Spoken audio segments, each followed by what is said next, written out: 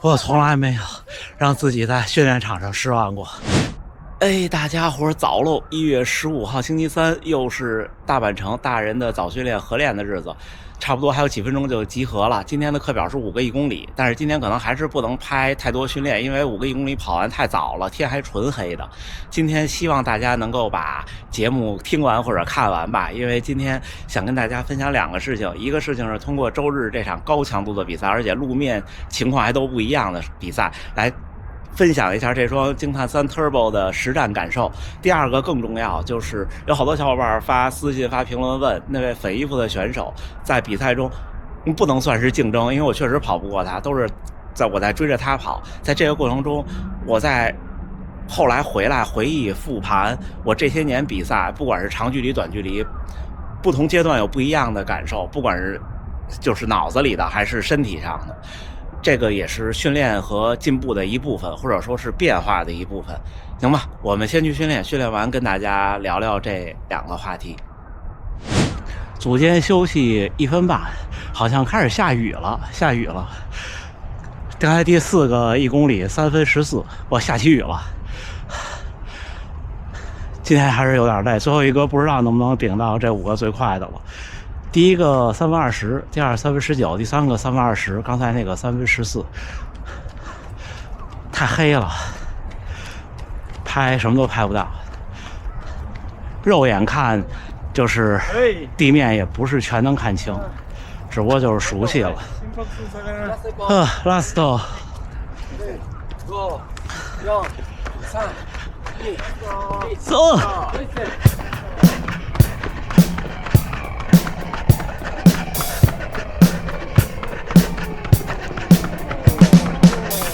走。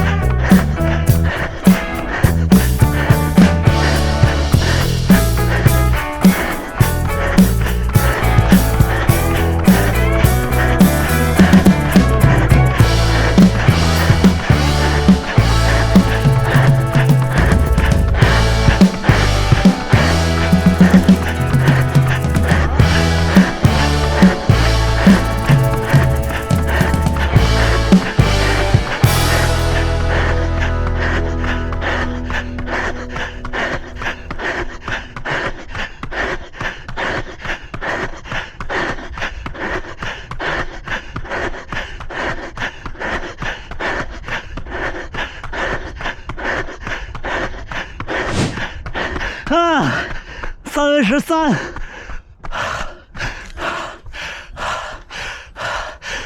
还4，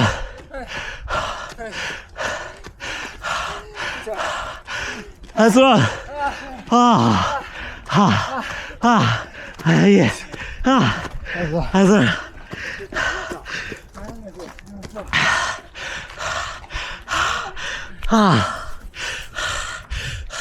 待会儿看看我，3分13，最后一个还是最快的一组。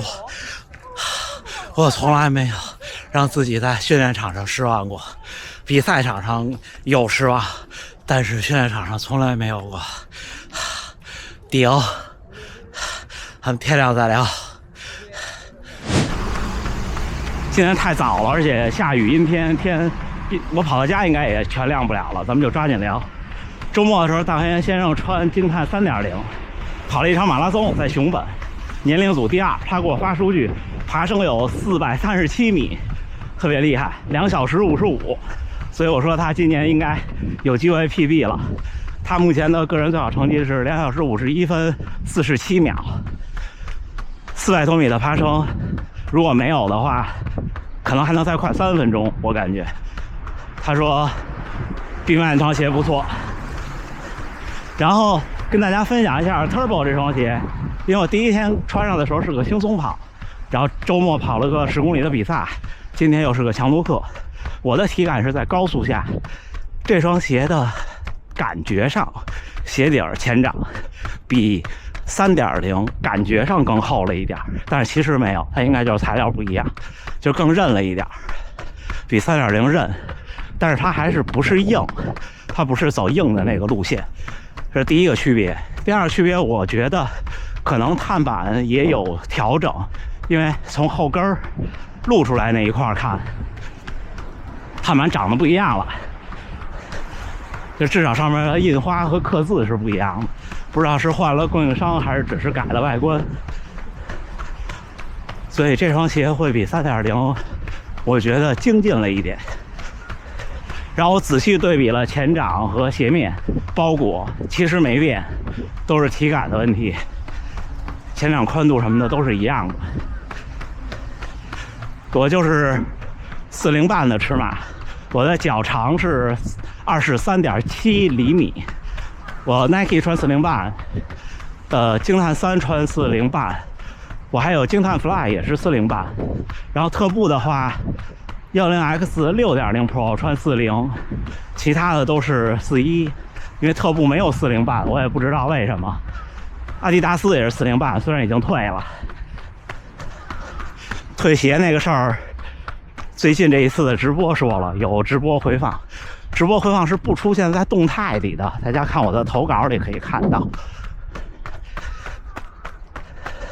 所以这双鞋推荐给马拉松在3小时45以内的选手们，我觉得从5公里到全马都没有问题，真心的。大家要是买的话，优先考虑一下我的评论区置顶，这样我能有收益。如果想分享给别人买呢，也可以分享我评论区的链接给大家。谢谢各位，谢谢各位。然后我们就说说比赛。周日这10公里的比赛还是特别的激动的，我没有想到我10公里能 PB 这么多，我想到能 PB 了，因为很多年没有跑10公里了。上一次还是那时候北京有一个叫什么李宁10公里，在奥森，那个距离都是不对的，那跑完11公里，后来就再也没跑过10公里的比赛。所以我原来好多10公里的成绩，就手表上记录的最快成绩都是半马跑的。之前是35分50，也就是不到36秒的平均配速，就3分36秒。这次我想到能快一点，能 PB， 但是没有想到能跑进3分30的配速，就是没有想到能跑进35分钟。我赛前的感觉可能是35分钟多一点点，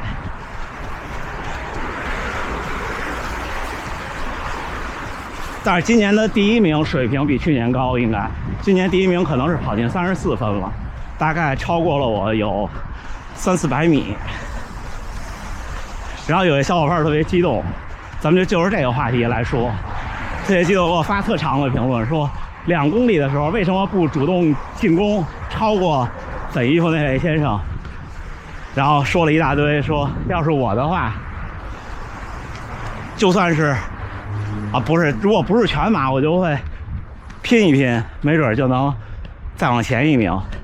我想说的是，我跑出去的每一步都竭尽全力了，这是我的结论。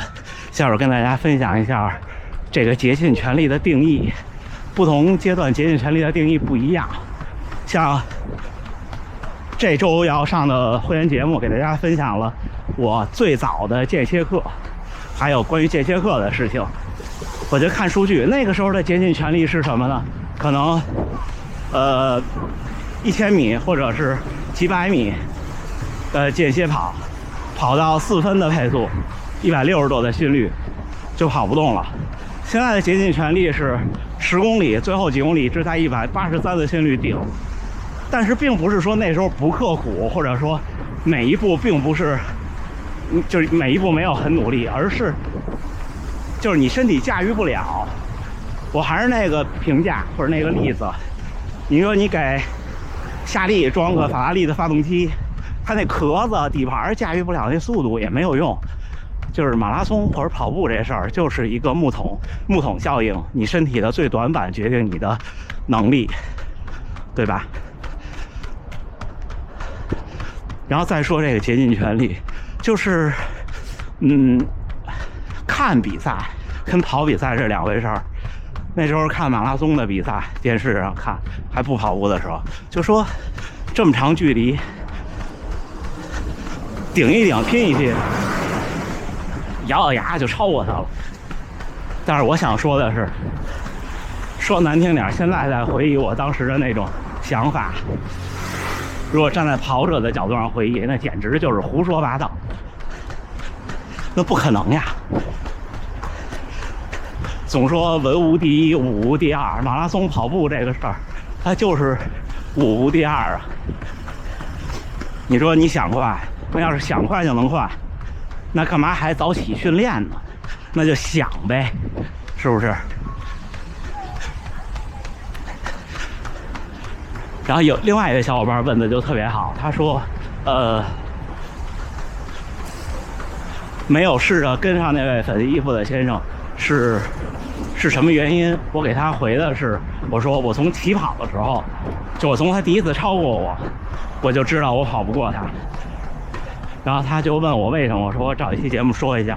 然后那位小伙伴说特别期待，所以我觉得这样的交流特别的舒适，就是我来分享我不一样的东西和不一样的想法，身临其境的想法。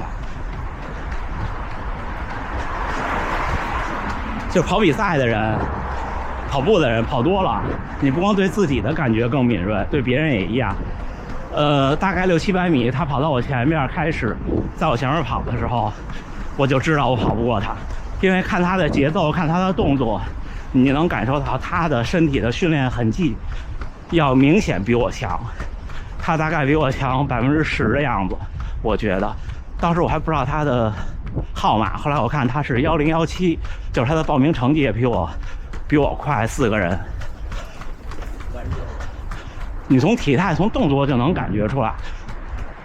大概跑到1-2公里的时候，我就猜到他应该是在匀速跑前边。当然了，他那个匀速对他来说也精疲力尽了，他也喘，只不过节目里可能听不太清楚，就是他也是每一步都很艰难，就是也是就呼吸的频率、喘的频率跟我一样，只不过因为镜头离他远，并且他在前边，他声音是向前的，听不到，所以在前面跑的人听后边人的声音会特别清楚，反过来听不到。插个题外话，就是你看在跑团这样训练，跑在我后边的小伙伴们会觉得，哎，我跑得好，因为说，哎，李先生你这个呼吸很平稳。我说其实并不是，是因为你后边听前面的人听不清楚。但是呢，从2公里开始我就知道，最后的结果肯定是到8、9公里的时候他会加速，让我追不上他。因为3分20多、3分30的配速跑10公里，对我来说就是极限了，我不能再快了。但是对他来说，只要他能再快，那我就超不过人家呀。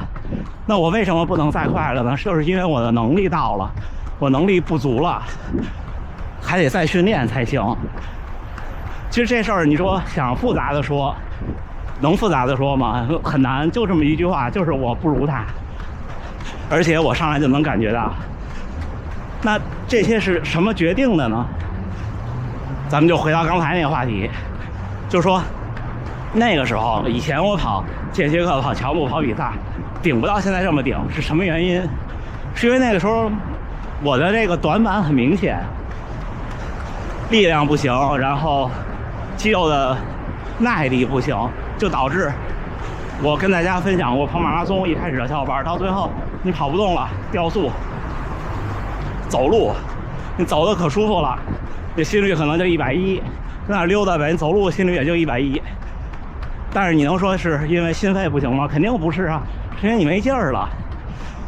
像我以前的能力跑比赛，那就是跑不了那么快了。你让我全力冲刺，我也冲不了那么快。就跟你说，你让普通人去跑100米，他可能没有耐力问题，有一点点。或者咱们往短的说，跑50米，没有耐力问题。但是为什么每个人不一样快呢？但是因为肌肉啊、关节呀、韧带啊没有那么强，你驾驭不了。就是你有一个再好的心脏，再棒的供血系统、发动机，你也不行。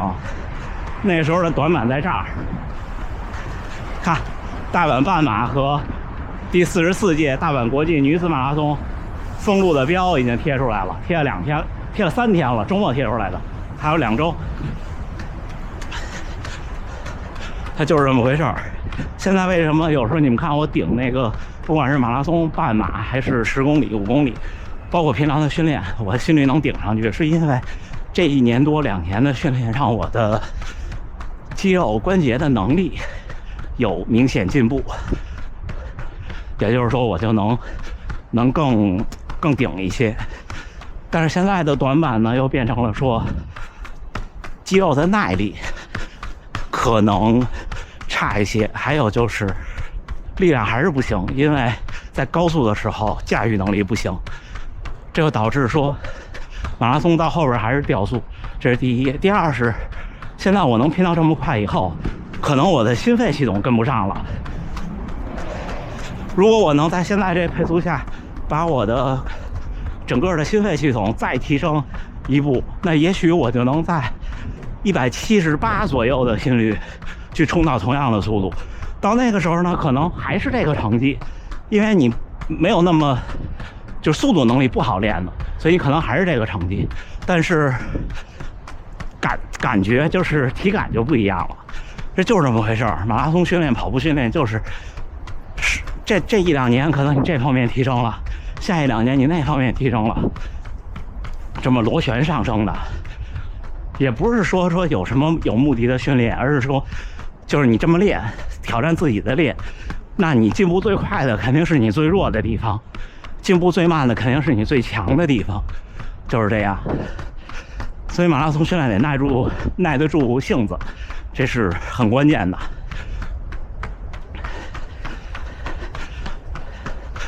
然后就是比赛上有什么不一样？其实这次比赛要感谢那位粉衣服的先生，我回去一定要查查他叫什么。要是没有他的话，我可能还能就不会差太多，但是顶不成这样。因为到那个第3圈的时候，我感觉到他还有要掉的意思。其实也是因为我在后边追，把他追成这样，这都是互相的。今年前3名的竞争也很激烈，导致今年第1名肯定是比去年同年龄组强的。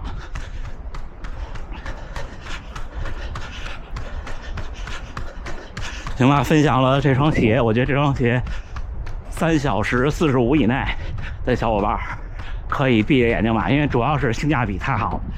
它倒不是说真的能完虐阿尔法 Fly，我觉得不是。大家其实顶级碳板鞋都不会差太多，差的都是人，不是鞋，这真心话。但是单支170克左右的重量，这个价格，这个性能，我觉得可以了。因为刚才大元先生跟我说，野口先生说，好像 Nike 的新鞋要卖到46000多日元，就2300块人民币，太夸张了。2300可以买多少双这700的鞋呢？所以感谢大家从我这儿下单。然后比赛就是我没有想到能有生之年能跑进35分钟10公里，就是3分30的平均配速以内。我真的没想过有生之年能跑进35分钟，这是真心话。